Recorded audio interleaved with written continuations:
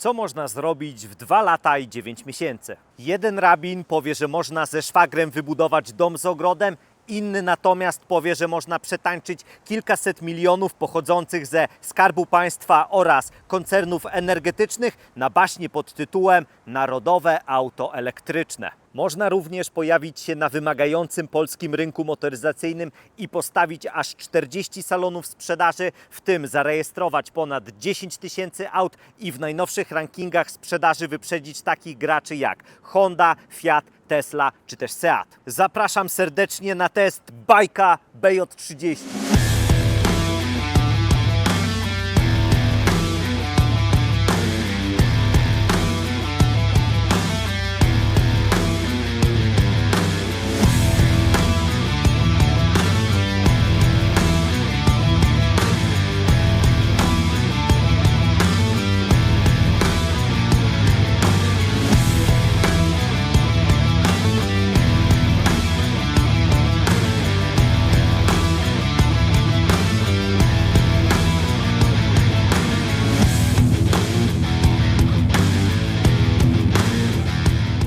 No i sam pierw, jak zawsze, lecimy z zestawem ciekawostek barowych. Zapytacie, wąsaty skrzacie, czy jest to świeżo wyrośnięty krzak? Odpowiedź brzmi nie. Działają na rynku w cholerę lat, a konkretnie to od 1958 roku, kiedy to wykuli pierwsze limo. Pokrótce, później wjechali w terenówki, auta użytkowe, czytaj znane już na naszych ziemiach Foton, a jako bike motor, którego dziecię mam przyjemność testować, działają od 2010 roku. Z kim obecnie romansują? Ano tutaj bez cienia wątpliwości trzeba wymienić długoletni związek z Hyundaiem oraz Mercedesem, którego mają prawie 10% udziałów. Jak wspomniałem na wstępie, zadebiutowali na naszych ziemiach pod koniec 2023 roku z 3 modelami w jedynym słusznym w cudzysłowie nadwoziu typu SUV z modelami Bike 3, 5 oraz 7. Nomenklatura jest prosta, zarazem wspaniała. Zakładam w ciemno, że fani śmigła z Monachium odnajdą się w niej jak rybki w wodzie lub jak kto woli politycy rządzącej partii w różnego rodzaju programach Korytka Plus. Zdaje się nieco później dołączyli przedstawiciele offroadu BJ30 i BJ60 i zaraz wleci na salony wyczekiwany przez wielu rodaków, w tym mnie BJ40, który jest prawdziwym hiciorem sprzedaży przez duże H.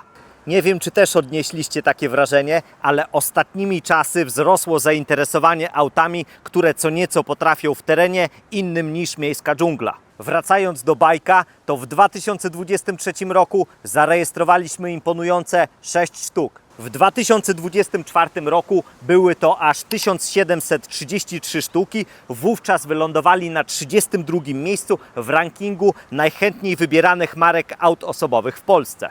A w 2025 roku awansowali na 26 miejsce Mamma Mia. Zarejestrowaliśmy aż 5126 bajków, co przekłada się na wzrost o prawie 196%, rzecz jasna względem 2024 roku. W okresie od stycznia do lipca włącznie bieżącego roku zarejestrowaliśmy 3715 aut, co przekłada się na wzrost o ponad 37%. Miejsce jest to samo 26, ale należy podkreślić grubą linią, że wyprzedza takie marki jak Honda, Fiat, Seat czy też Tesla i 20 jeszcze innych marek. A jak wypada to globalnie? Weźmiemy na tapet tylko rok ubiegły koncernu, czytaj 2025, żeby za bardzo nie zanudzić Was cyferkami. Łączna sprzedaż to 1 752 000 aut. Księgowi w tym wypadku odnotowali wzrost o 5,6%, w tym marki własne wykręciły grubo ponad 1 000 000 aut. To tak, mamy Foton 650 000 aut, brak dokładnych danych jak to ma się rok do roku,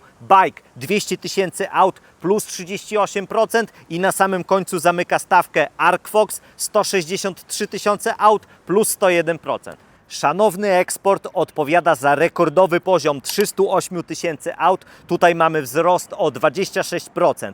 Ich auta obecnie trafiają do 130 krajów oraz regionów na całym świecie. Bailando.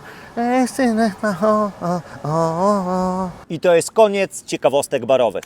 Spotkałem się z opiniami, że przód BJ30 podobny jest do Jeepa Renegade'a, Forda Bronco Sporta, a także Land Rovera Defendera i faktycznie coś w tym jest, ale zaprojektowanie auta, które będzie podobne zupełnie do nikogo, jest praktycznie niemożliwe. Wiecie, są dwa obozy, które psioczą na siebie nawzajem. Jeden prawi, że to ci ściągają, a drugi, że to już jest dawno na odwrót i tak naprawdę najwięcej mają do powiedzenia ci, którzy jeżdżą rowerem albo komunikacją miejską. Obecnie cierpię na taką chorobę, która nie wiem, czy jest diagnozowana, ale jak widzę wiele współczesnych aut na zdjęciach, to mi się nie podobają albo średnio podobają, a jak widzę je już na żywo, to patrzę na nie nieco przychylniejszym okiem i dokładnie tak jest w przypadku bajka BJ30. Mamy zewnętrzne brzuszyska na masce, konkretny napis bike, światła LEDowe pociągnięte po całej szerokości nadwozia, nie jedno, a dwa, a więc jest podwójnie super modnie,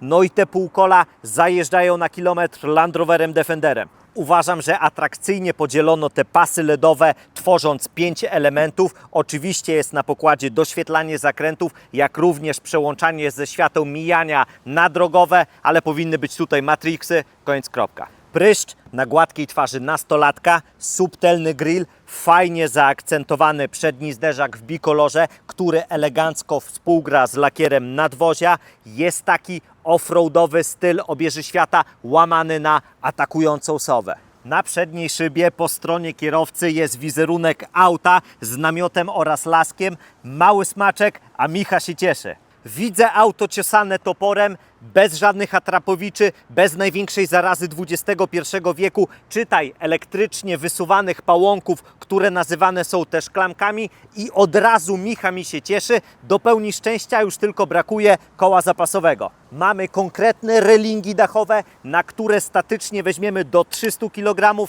a dynamicznie to nie wiem ile, ale zakładam, że jest to okolice 100. Są fajne dekory kontrastowe w połyskującej czerni, mowa o lusterkach zewnętrznych, słupku A, słupku B oraz tym pasku łączącym słupek C i D oraz przestrzeni bagażowej. Smakowitym smaczkiem jest ta grafika przedstawiająca góry z napisem AWD. Osłony nadkoli oraz dolnych części drzwi wykonano z tworzywa odpornego na zarysowania i bardzo fajnie. Progi są bardzo subtelne i są dosłownie zlicowane z nadwoziem. Złośliwi powiedzą, że są idealne dla osób, które mierzą 1,20 m wzrostu oraz że elegancko pobrudzimy sobie nogawki od spodni, a mniej złośliwi powiedzą, że zabezpieczą nam karoserię oraz ułatwią dostęp do bagażnika dachowego. Ależ to są eleganckie obrysóweczki. Felg nie mamy żadnych do wyboru. BJ30 stoi zawsze na tych 19-calowych, 5-ramiennych, dwukolorowych, prawie że studzienkach, a na nie nawleczone są opony Yokohamy w rozmiarze 235/60. Także mamy kawał gumy. Uprzedzając pytania, nie wiem, czy na takich opuszcza on fabrykę. Auto mierzy na długość ponad 4,7 metra, na szerokość bez lusterek ponad 1,9 metra, na wysokość z relingami prawie 1,8 metra, z kolei wielebny rozstaw osi wynosi ponad 2,8 metra. Popatrzymy na cyferki, które są istotne w terenie i już stare lisy wiedzą, że przewyższa on klasyczne szosowe SUV-y, ale na poważniejsze wyprawy nie ma tutaj za bardzo miejsca. Od taka turystyka i rekreacja zarządzania marketingiem. Prześwit przy maksymalnym obciążeniu to 215 mm, a maksymalna głębokość brodzenia to 450 mm. Kąty natarcia, rampowy oraz zejścia to kolejno 24,5 stopnia, 21 oraz 30. Nadwozie samonośne, napęd na 4 koła, przód zawieszenie niezależny MacPherson, a tył niezależny wielowahacz. Przywykłem do tego, że w wielu chińskich autach sprzedawanych na naszych ziemiach brakuje jakichś danych technicznych. Ale to, że nie ma nigdzie wzmianki o pojemności zbiornika paliwa, to jest hicior przez duże H. Przejrzałem cennik, katalog oraz stronę www i nigdzie jej nie ma, aczkolwiek według wujka Google'a jest to 51 litrów. Za opcjonalne lakiery krzyczą symboliczne 3900 zł, darmowy jest taki szaro-niebieski. To tak, mamy wspaniały turkusowy, równie wspaniały zielony i klasykę na naszych drogach, czyli czarny, biały, szary oraz inny szary. Idziemy oglądać teraz 4 litery. Zakładam w ciemno, że hasło projektowe brzmiało: ma być do bólu prosto, poprawnie i nie ma prawa być absolutnie żadnych stylizacyjnych fajerwerków. Mnie on trochę przypomina obecnie oferowane pick-upy na naszych ziemiach. Mamy skrajnie po bokach światła LEDowe, bez żadnych tam udziwnień, konkretnych rozmiarów logotyp oraz subtelne oznaczenia modelu, tudzież wersji napędowej. Czy to źle? Ależ oczywiście, że nie, moi mili Państwo. Nie mamy tutaj spoilera dachowego, jest ładnie wkomponowane światło stop w górnej części, jest za mała tylna wycieraczka oraz fajne nawiązanie do przedniego zderzaka, mianowicie chodzi mi o tą kontrastową szarą część. Z absolutnie najważniejszych informacji to możemy mieć tutaj opcjonalnie hak za niespełna 3700 zł brutto, plus należy do tego doliczyć koszt montażu. Ale jaki jest maksymalny uciąg, to tego niestety nie podają. Znalazłem na jednym z profili dealerów bajka w Polsce, że jest to do 1750 kg, a inny podaje, że jest to do 1800. Sterowania za pomocą gestu stopą nie ma, ale wystarczy, że się zbliżymy do auta, postoimy 5 sekund, raz, dwa, trzy, cztery, 5, oddalimy, zatańczymy, zbliżymy i powinno się otworzyć, voilà. Jakby to nie zadziałało, to jest wygodny i piękny przycisk o tutaj. Klik. W danych technicznych podają tylko maksymalną pojemność bagażnika przy złożeniu oparć tylnej wersalki i jest to 1496 litrów, a w tym normalnym ustawieniu według wujka Google'a jest to 450. Co do stolika kempingowego o nośności 15 kg, to mam mieszane uczucia. Mimo że jestem czynnym fanem Camping Life, to wolałbym mieć tutaj chyba zwykłą roletę. Możemy go ustawić na dwa sposoby. Sposób pierwszy, wsuwamy go tutaj i tym samym ograniczamy sobie trochę przestrzeń bagażową. A sposób drugi to robimy z niego sztywną roletę. Zabezpieczamy boki, ciach, ciach i jedziemy. Dobra, chyba jest git. Tutaj mamy takie dwa zatrzaski do zamocowania i voilà. A tak się prezentują tutaj dwie kabinówki. Cyk. Zmieszczą się jeszcze tu z przodu miękkie torby albo plecaki. Tylna wersalka dzielona jest w proporcji 60 i 40 i tworzy płaską podłogę. Co my tu mamy z dobrodziejstw? Na górze są półki, po prawej stronie jest gniazdo 12 oraz lampka, po lewej stronie znajduje się gniazdo 220, mamma mia, są dwa uchwyty do zamocowania jakichś tam szpargałów, po obu stronach mamy organizery, a pod podłogą, słuchajcie, znajduje się bateria, trójkąt, ucho holownicze, nogi do naszego stołu kempingowego oraz jakieś cudo do ratowania naszych opon. Przechodzimy do montażu naszego stołu. Tutaj mamy dwie naklejki ostrzegawcze, że maksymalna masa to 15 kg oraz maksymalna temperatura, w jakiej może pracować, to 110 stopni. Całe szczęście jeszcze takie temperatury nie panują, ale mamy bardzo poważne ocieplenie klimatu, także może w przyszłym roku albo za 2 lata, kto wie, może i będzie 110. I montaż zakończony sukcesem. Uwaga, stolik jest gotowy. Kurde, nie wygląda najsolidniej. Ustawiamy krzesełko.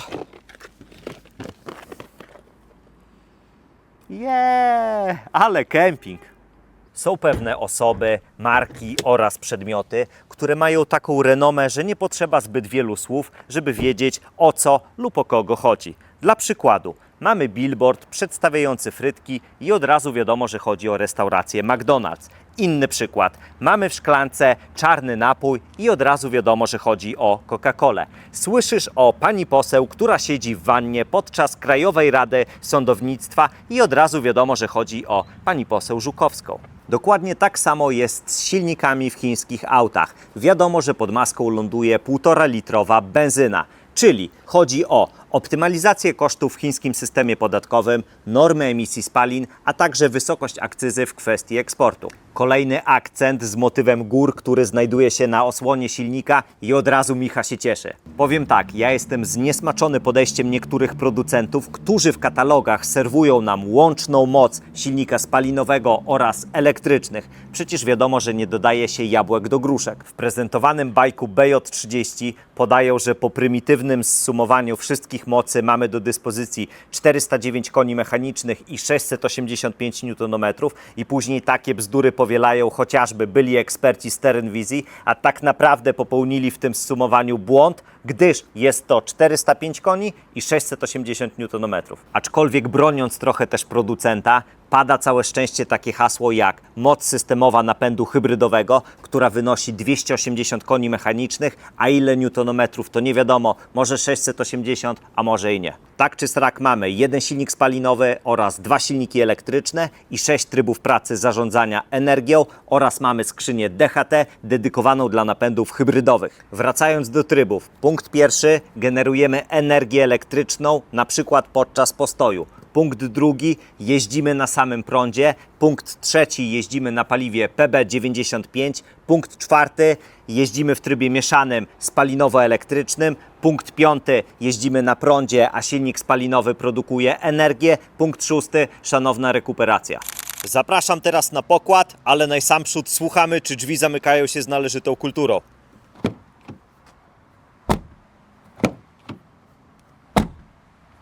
Kultura jest, egzamin zdany. Drzwi jak na Megusta w tej szarej tonacji wyglądają po prostu wspaniale. Do wyboru mamy jeszcze wnętrze całe w czerni, ale jak za chwilę zobaczycie, jak to się wszystko prezentuje z miętowymi wstawkami, to ja naprawdę nie wiem, kto się zdecyduje na ten ciemny wariant. Wykończenie przez duże W. Góra jest miękka, cała gładka okolica podłokietnika również jest miękka. Mamy kontrastowe przeszycia, przepiękne miętowe rączki, a wszystko to przełamano czarnym dekorem wokół przycisku do otwierania, tudzież zamykania szyb. Dalej, w okolicy klamki, która wygląda jak otwieracz do orężady, mamy wyżłobione dekory, coś na wzór piasku poukładanego przez wiatr, a poniżej mamy schowek z emblematem, że nie wolno przewozić tutaj napojów w kubeczkach bez wieczka, bo istnieje ryzyko ich rozlania. Naprawdę super, że coś takiego zobrazowano. Ilość miejsca w każdej płaszczyźnie jest to pieprzony segment F. 175 cm, siedzi za sobą jak pieprzony księciunio i zakłada nogę na nogę. Co więcej, jest tutaj dwustopniowa regulacja kąta pochylenia wersalki. Tak jest ona spionizowana, a tak odchylona. Zapytacie, panie Krzysztofie, czy jest komfortowo? Jeszcze jak. King in the castle, king in the castle. Przyszycia skrajnych siedzisk na wzór moich wąsów wraz z tymi miętowymi wstawkami w górnych częściach są oryginalne, stylowe, zarazem wspaniałe. Tutaj nawet nie ma o czym dyskutować. A teraz coś z cyklu wiedza bezużyteczna, a jakże nam wszystkim potrzebna. Pieprzone słupkice mają prawie 60 cm szerokości, a te małe, karykaturalne okiennice są po prostu urocze. A co my tu mamy z dobrodziejstw? Idąc od góry, panoramiczne okno dachowe o powierzchni 1,05 m², aż mnie kusi, żeby wziąć metrówkę i to sprawdzić. Dalej, dwie lampki sufitowe w towarzystwie uchwytów dachowych, kolejne uchwyty na słupkach B z haczykami na ubrania. Mamy elegancko ukryte izofiksy na skrajnych siedziskach, miękko wykończone przednie fotele z kieszeniami. W tunelu środkowym mamy dwa nawiewy i przeeleganckie przyciski do 3-stopniowej regulacji grzania skrajnych siedzisk, a tutaj jeszcze poniżej mamy port USB typu C z półeczką naładującego się smartfona. Podłokietnik standardowo nie skrywa przebicia do bagażnika. Kompletnie nie rozumiem, dlaczego Chińczycy nie sankcjonują takiego rozwiązania, aczkolwiek jest bardzo miękki i ma dwa uchwyty na napoje. Karny jeżyk to średnia półka, siedzisko wykonano z żelbetonu, ale z plusów mamy płaską podłogę, oparcie jest stosunkowo miękkie i zagłówek wyjeżdża na adekwatną wysokość. Bezkluczykowy dostęp jest na pokładzie, ale w wydaniu, za którym średnio przepadam, nie mamy staroświeckich przycisków na klamkach wspomagających, tylko zbliżamy się do auta, to się otwiera, oddalamy, to się zamyka. Myjesz go na bezdotykowej, a on w międzyczasie się 100 razy otworzy oraz 100 razy zamknie. Ja wiem, że można bezkluczykowy dostęp wyłączyć, ale jest on za wrażliwy, aczkolwiek na tę przypadłość cierpi wiele współczesnych aut. Czy przednie drzwi wykończono z faworyzacją? Odpowiedź brzmi nie, ale nie ma takiej potrzeby, gdy tylne są zrobione jak trzeba. Mamy tutaj tylko ekstra zestaw klawiszy oraz pokręteł od sterowania lusterkami zewnętrznymi, wszystkimi szybami, ich blokadą, a także centralny zamek. Wsiadacie i jest takie faux pas, że ja od razu powinienem rzec dziękuję, nie recenzuję, ani też nie jeżdżę. No nie ma uchwytów do wsiadania na słupkach, a to pasażerowie z tyłu je mają, a kierowca go nie ma. To jest wysokiej klasy skandal. Fotele, zresztą jak i tylna wersalka, cieszą oko, mają miękkie zagłówki, minimalne podparcie boczne i zaskakująco długie siedzisko, jak na chińskie auto. Oczywiście wykonane są z ekologicznych krów. Fotel kierowcy bryka w prądzie w 6 kierunkach, a pasażera w 4. Pod paluchami czuję, że przybrzydłe łobuzy pozbawiły nas regulacji odcinka lędźwiowego, aczkolwiek mają taki kształt, że niespecjalnie odczułem jej brak, a spędziłem w nich już sporo godzin. Oba przednie fotele są 3-stopniowo ogrzewane oraz 3-stopniowo wentylowane. Ich zakres intensywności pracy jest taki, że swobodnie grzejąc na maksa ugotujemy tutaj wodę, a chłodząc na maksa zamrozimy nasienie. Oczywiście wygodne wsiadanie oraz wysiadanie jest na pokładzie, jak również 3-stopniowa pamięć ustawień fotela kierowcy, ale przysłowiową wisienką na torcie jest ustawianie foteli do położenia plażowego. O co chodzi? Już tłumaczę. Najsamprzód wyciągamy zagłówki, chowamy je i rozkładamy fotel na płasko. Podjeżdżamy na maksa do przodu i w międzyczasie pochylamy oparcie.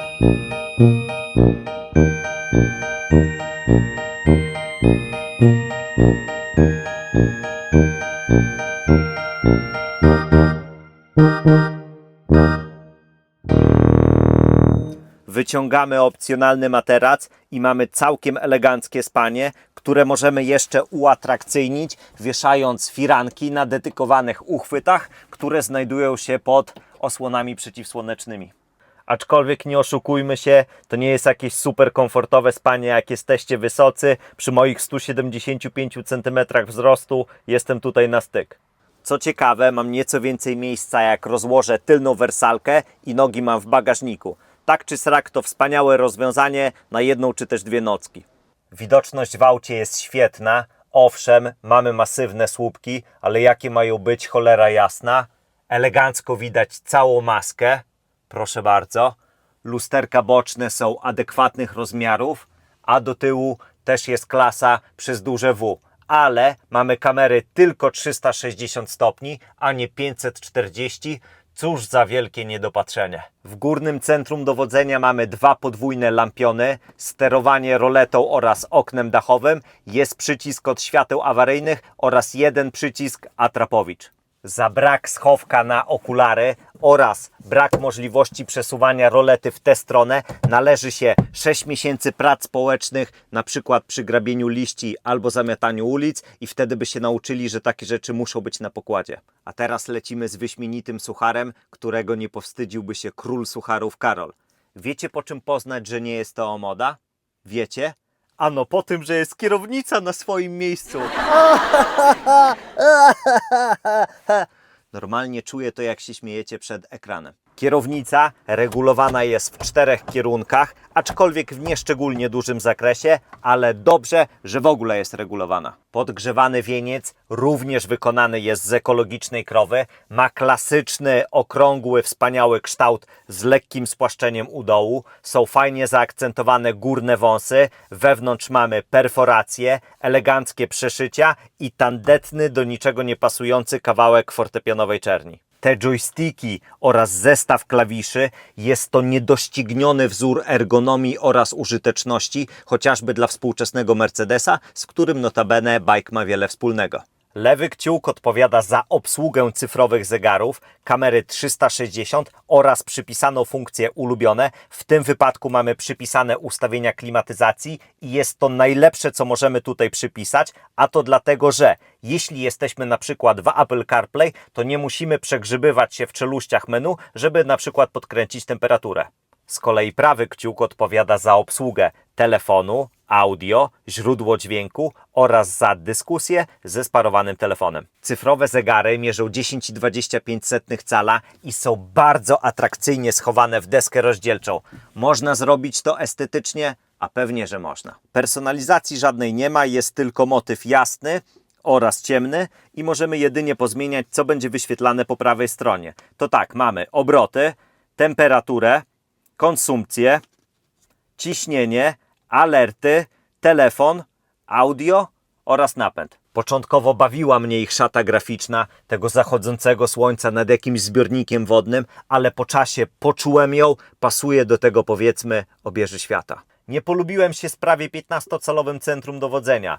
Primo, jeśli sterujemy wszystkim za jego pomocą, to ma działać wybitnie płynnie, a nie działa i nie tylko przy samym uruchomieniu, jemu się zdarza przysnąć, jak już jakiś czas trybi. Sekundo jest bardziej skierowany w stronę pasażera niż kierowcy. Tertio, radio mi odbiera tak, że klękajcie narody. Oraz nie ma tutaj wspomnianej w katalogu informacji terenowej takiej jak kąty nachylenia, wysokość, ciśnienie oraz głębokość brodzenia. No chyba, że gdzieś jest, a ja jej nie umiem znaleźć, ale wierzcie mi na słowo, że przegrzebałem całe menu wzdłuż i wszerz i nigdzie tego nie znalazłem. Kamery 360 są średniej jakości. Przelecimy sobie przez wszystkie rzuty. Wypełniają tylko część ekranu. Widok tył, lewy przód i widok 3D. Tak się prezentuje. Przeurocze są grafiki w poszczególnych trybach jazdy. Zobaczcie, jaki mamy zwierzyniec. W trybie komfortowym jest panda, w śniegu mamy pingwina, w piasku wielbłąda, w błocie słonia, w przeprawie przez wodę czaple, w trybie sportowym geparda, w trybie ekonomicznym wiewiórkę. Epickie są niektóre tłumaczenia. Zdecydowanie moje ulubione to ceremonia zamknięcia pojazdu, ceremonia powitalnego odblokowania. Cesarz Krzysztof przybył do swego rydwanu i oczekuje ceremonii powitalnej. Gdybym miał pod tabletem piękny fortepian przycisków do obsługi najważniejszych funkcji w aucie, to powiedziałbym, że deska rozdzielcza jak na te czasy jest super. Góra jest miękka, spasowanie jest dobre, fajny jest ten dekor a la stal szczotkowana z motywem gór przed pasażerem, genialny jest również modlitewnik oraz te miętowe wstawki. Tunel środkowy wygląda jak z auta przynajmniej 2 razy droższego. To jak wykonany jest lewarek, to jaki ma przyjemny skok, to jak wygląda i działa to pokrętło, elektryczny rękaw, przycisk start and stop, no klasa. Indukcyjna ładowarka jest z bardzo wygodnym dostępem, rzekomo jest o mocy 50 W. Powiem tak, w 20 minut nieobciążony telefon naładowała mi raptem 4%, a jak korzystałem z Apple CarPlay, no to nie była w stanie podtrzymać poziomu baterii. Mamy 2 uchwyty na napoje z przegródką. Kolejna przegródka jest w nieregulowanym miękkim podłokietniku, proszę bardzo, który skrywa konkretną kieszeń, która jest chłodzona i wejdzie tutaj bez problemu kilka napoi. A w schowku na buty lub jak kto woli podpływającą konsolą mamy gniazdo 12 oraz 2 porty USB typu A oraz C. W reklamach leków jest obowiązkowy komunikat: przed użyciem zapoznaj się z treścią ulotki, bla bla bla bla bla bla. A u mnie jest obowiązkowy komunikat tuż przed rozpoczęciem pomiarów, że znajdujemy się na tym samym odcinku drogi ekspresowej dwujezdniowej, żeby być uczciwym wobec innych testowanych aut. Jest to zabezpieczenie, aby nikt z Was, ani też producentów nie zarzucił mi niekompetencji, ani też, że zostałem przez kogoś przekupiony. Porównamy wyciszenie oraz konsumpcję paliwa do ostatnio testowanego Jetura T2, choć tak naprawdę nie powinienem tego robić, a to dlatego, że mamy całkowicie różne napędy. W T2 była to benzyna, normalna rodzina z gazem, a tutaj mamy klasyczną hybrydę, tak zwaną HEV. Tempomat ustawiamy na 90 km na godzinę, kasujemy konsumpcję paliwa, ja się za moment zamykam i mierzymy. Wynik to 60,9 dB, w T2 było to nieco mniej 59,9 i warto jeszcze podkreślić, że był on na oponach zimowych, a wiadomo, że wpływa to na nieco gorsze wyniki. Klasycznie załączamy jeszcze tabelkę z ostatnio testowanymi autami, żeby mieć jeszcze szerszy punkt widzenia. Pękła pomiarowa dyszka, a szanowna konsumpcja znów bardzo taniego paliwa dzięki promocji CPN to 6,3 litra na setkę. T2 w tym miejscu miała 8,3 litra.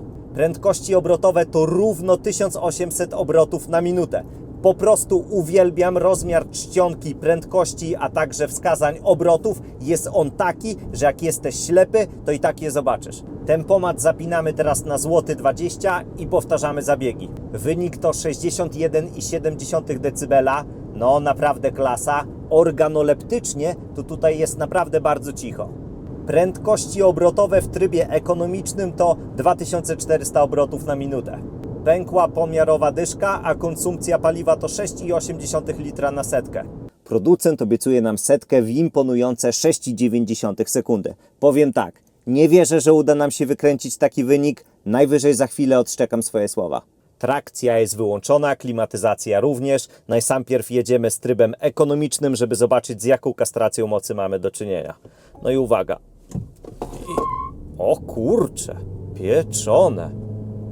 Ależ się zerwał do roboty. Start miał naprawdę dobry, ale wynik to 8,4 sekundy. A teraz wielka chwila prawdy. Prężymy muskuły, odpalamy tryb sport i sprawdzamy. No i uwaga. No. Lekki uślizg na początku. Czy będzie lepiej? Jest i stówka. Wynik to 7,92. No nawet nie jesteśmy blisko, ale walczymy dalej. Spróbujemy teraz z trakcją włączoną, może to coś poprawi. Dobra. Tryb startu wyrzutowego. No i... Kurde, nie będzie tego wyniku 6,9. Wynik to 7,78 sekundy. Dobra, jedziemy z ostatnią próbą. I nie, jeszcze gorzej. Bez szans. Szczekać nie będę. Najlepszy czas, jaki wykręciliśmy, to 7,64 sekundy. Tylko nie zrozumcie mnie źle. 7,6 sekundy to naprawdę bardzo dobry czas jak na takiego klocka, ale sporo brakuje do deklaracji producenta. Ja od razu jak do niego wsiadłem i zrobiłem te kilka przyspieszeń, to już coś czułem, że tutaj jest coś na rzeczy. Jesteśmy w trybie sport z tym pięknym gepardem i zaraz sprawdzimy przyspieszenie od 80 do 120 km na godzinę. Takie klasyczne wyprzedzanie surroniarzy, którzy lecą te 70-80 km na godzinę po chodnikach, ścieżkach rowerowych, a także drogach. Wyjeżdżamy z załuku i gaz do dechy i rura.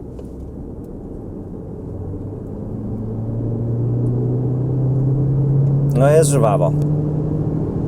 Czas to bardzo dobre, 5,4 sekundy. Dobra, odpalamy sobie tryb piasek, bo znajdujemy się na piasku i zobaczymy, jak on sobie poradzi z taką nieinwazyjną ścianeczką. Cyk. Dobra. Dobra. Próbujemy go trochę zakopać i jedzie. Całkiem nieźle jedzie. Zrobimy nawrotkę w drugą stronę. Zobaczymy, jak sobie poradzi. O! Dobra, stoimy. Musimy trochę cofnąć. No i dobra, rura.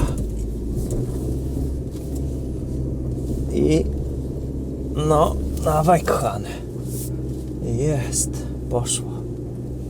Przed nami pierwsza górka weryfikacyjna. Tryb piasek dalej mamy ustawiony. I zaraz zobaczymy, jak to pan bike. Dobra, mamy ją. Mamy ją bez ziewania. Skoro wjechaliśmy, powinniśmy dać radę zjechać. O, cyk.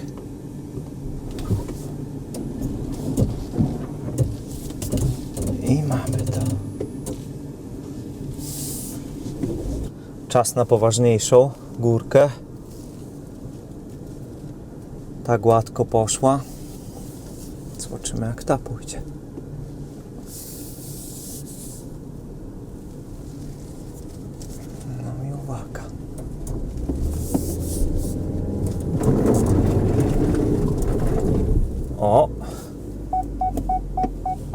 nie dam rady, jegomość. Za mało chyba jadu. Spróbujemy jeszcze raz, a damy więcej jadu. Podejście drugie.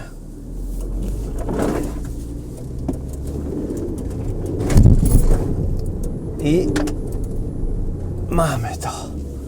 Jednak co moc, to moc.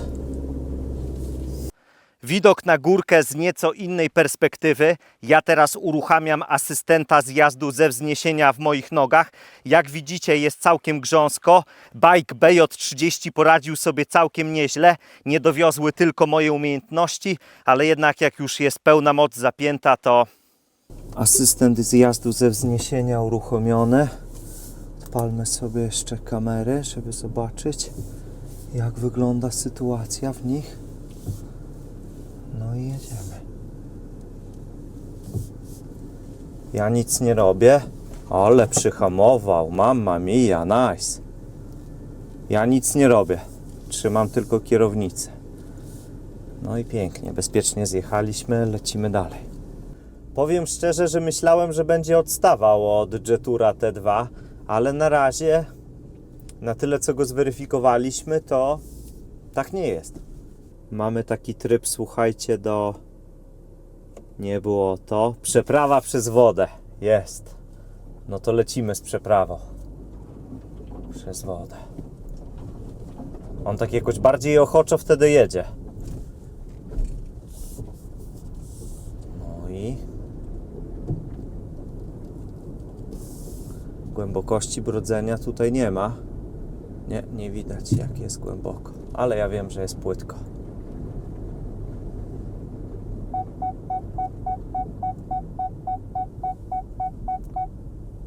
Jest, udało się.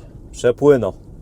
Pływak BJ30 przepłynął przez wodę. Tak jak nasz mistrzu, który przepłynął przez Bałtyk.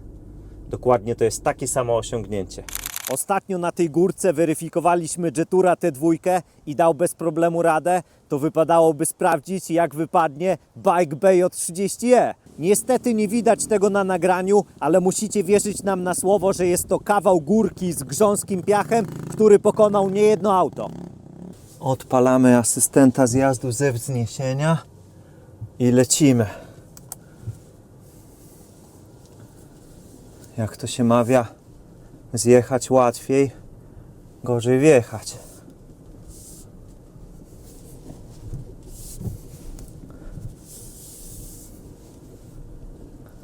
No, asystent fajnie sobie tutaj radzi. Ja nic nie muszę operować z hamulcem.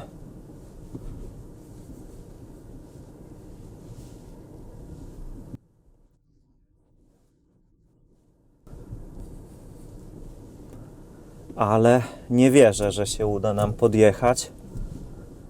Zaraz wszystko się dowiemy na ten temat. Ale hamuje.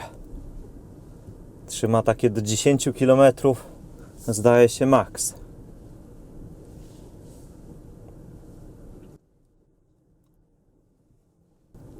Szkoda, że nie widać kąta nachylenia. Musicie wierzyć na słowo, że jest to kawał górki.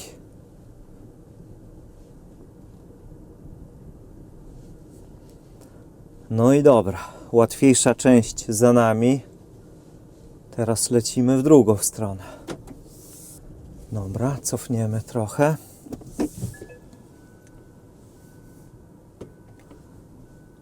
Dobra, jesteśmy. Dron jest.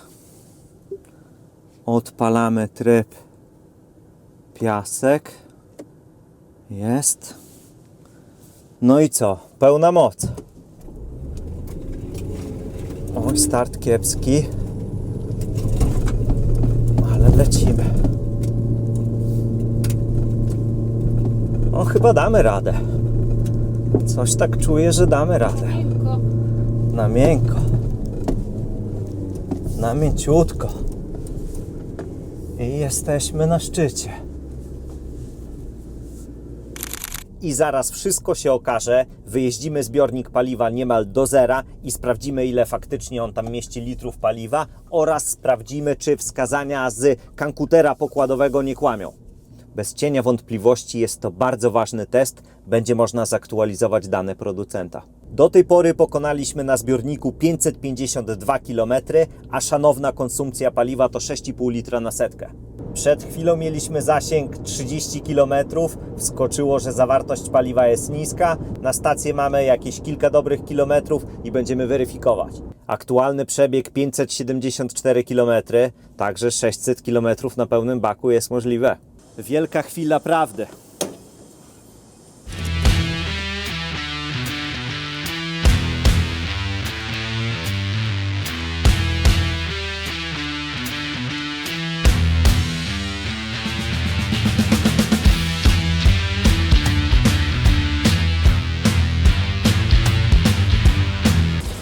Jeśli zbiornik ma 51 litrów, to jakieś 49, może 50 powinno wejść. 41,2?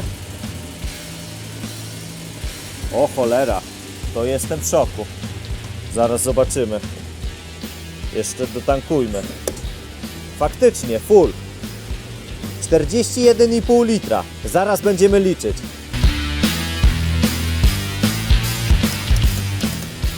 Słuchajcie, wychodzi na to, że zbiornik paliwa mierzy pi razy drzwi 43 litry, a rzeczywiste spalanie to tyle, a nie 6,5 litra. Normalnie aż mnie wewnątrz ściska, bo tutaj poprawiając dosłownie tylko kilka rzeczy, wtedy śmiało moglibyśmy rzec, że mamy do czynienia z SUV-em wybitnym, bardzo komfortowym, z możliwościami terenowymi znacznie przewyższającymi umiejętności 90% potencjalnych klientów. Wybitnym jak na te pieniądze. Mówimy tutaj o kwocie niecałych 170 tysięcy polskich złotych brutto. Zdaje się, jest to najnowsza, zarazem najniższa możliwa cena katalogowa.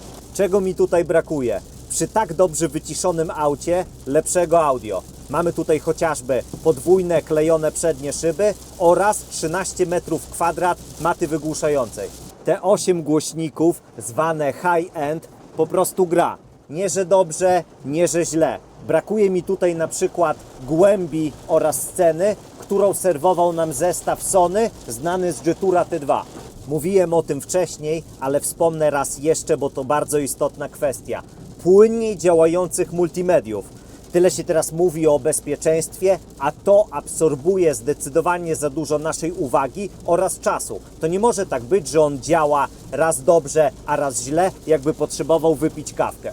I inteligentny tempomat mógłby działać dużo lepiej. Jak na moje gusta jest za wrażliwy, mianowicie za szybko interweniuje, nawet kiedy pozwalamy mu siedzieć na dupie poprzedzających nas pojazdów i zdarza mu się widzieć rzeczy na drodze, których nie ma i utrzymanie pasa ruchu działa tak, że odbija od lewej do prawej i wtedy dopiero koryguje tor jazdy. Są tutaj inni zawrażliwi asystenci, ale to mnie tak nie irytuje jak brak dobrze działającego tempomatu. Na przykład wyjeżdżasz z miejsca parkingowego, ruch poprzeczny, te sprawy, wychylasz się tylko, żeby zobaczyć, czy możesz się włączyć do ruchu, a ten potrafi już walić po heblach. Plus jeszcze kilka razy podniósł mi ciśnienie, jegomość, niezamierzona zmiana pasa ruchu, aczkolwiek nie oszukujmy się, znajdzie się szereg sytuacji, w których uratują one nasze zniżki na OC oraz nasze 4 litery.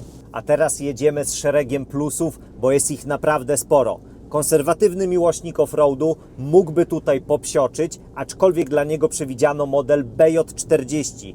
Ta klasyczna hybryda w BJ30 z 3 silnikami jak dla mnie robi zaskakująco dobrą robotę. Możemy toczyć się w ciszy w aglomeracji miejskiej na samym prądzie do 30 km na godzinę.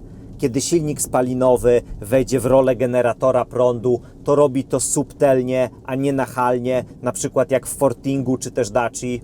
Przyjemnie tutaj działa rekuperacja, niemal cały czas jeżdżę z jej ustawieniem na wysoko i przy spokojnej jeździe w mieście ocieram się o One Pedal Drive. Momentami aż chce się rzec, że on ma sporo cech z elektryka. jeżdżąc spokojnie, jego reakcja na depnięcie jest o wiele lepsza niż tych wozów z konwencjonalnym napędem. Włączanie się do ruchu, wyprzedzanie surroniarza, który nie powinien znajdować się na drodze, jest błyskawiczne. Nadmienię, że ta reakcja stosunkowo puchnie wraz ze wzrostem prędkości. Tego już tak nie czuć, na przykład na ekspresówkach. Trakcję zdarzało mi się minimalnie zgubić na przedniej osi podczas prób 0-100. W ogóle to on ma ten start z procedury w przedziale 0,50 w tempie dobrego hot hatcha. Zawieszenie w połączeniu z oponą w rozmiarze 235 łamane na 60 to wiadomo, że komfort gra tutaj pierwsze skrzypce i że super gwałtowna zmiana kierunku to nie jest jego najmocniejsza strona. Aczkolwiek szybsza jazda po łukach jest możliwa i stosunkowo bezpieczna. Na drogach gorszego sortu czuję się jak pączek w maśle. Drogi szutrowe, proszę bardzo, daj jeszcze i jeszcze. Leżący policjanci, z wyjątkiem tych najagresywniejszych przypadków, bardzo proszę panie Krzysztofie, przelatuje przez nie jak zły. Kociełby, tutaj jest wasza miseczka z mleczkiem oraz przysmaczek. Odbierając auto, myślałem, że będzie odstawał od Jetura T2 w terenie, ale się myliłem. Zabrałem go dokładnie w te same miejsca, na ten sam głębszy piach, żwirownie, lekkie błoto, dorzecza oraz moją ulubioną górkę Prawdy i w piachu to on sobie nawet lepiej radził. Normalnie zaraz nam wyjdzie test a la porównanie BJ30 do Jetura T2, ale co ja poradzę, że mam świeże wspomnienia z tamtego wozu i chcąc nie chcąc są dla siebie konkurencją mimo całkowicie różnych napędów. Moim zdaniem oba te wozy są dla ludzi, którzy nie chcą stricte terenówki, ale kręci ich ten wygląd. Podsumowując, bike BJ30e jest dynamiczny, komfortowy, pakowny, dobrze wyciszony, dzielny w terenie i stosunkowo tanio jeździ bez butli na LPG w bagażniku. Wyceniono go uczciwie jak na nasze bandyckie europejskie standardy. Mniemam, że zdobędzie on niejedno serce, dokładnie tak jak to zrobił wielokrotnie wspomniany w filmie Jetur T2. Śliczne dzięki Bike Polska za użyczenie auta do testu. Bawiłem się naprawdę świetnie. A Wam, drodzy widzowie, jeśli podobał się ten film, to koniecznie go podbijcie i zasubskrybujcie nasz kanał, aby nie przegapić kolejnych produkcji. Sayonara!